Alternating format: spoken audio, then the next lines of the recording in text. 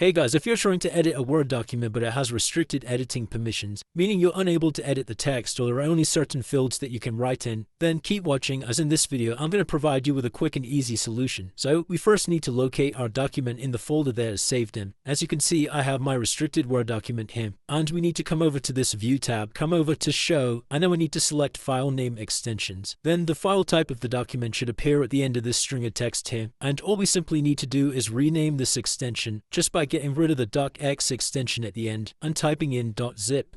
Then hit enter, click on yes to confirm, and if you get this message pop up, you just need to close down your Word document before doing this, then click try again. As you can see, it's now converted this into a .zip file. If we come inside of here, this is all of the contents inside of our Word document. Come inside of the Word folder, and you need to delete this settings.xml file. By right-clicking and selecting delete, click on yes to confirm, and then go back to the original folder. And we're going to reconvert this to a .x file, so just type in the same extension as to what it was before deleting it. Hit on enter, then press yes to convert it back to a document file type. And now we can reopen the Word document, and then once you've reopened the document, you'll now have full editing permissions inside of here, meaning you can type and edit things inside of this document. And that's it guys. If this video did help you, then please drop a like and subscribe.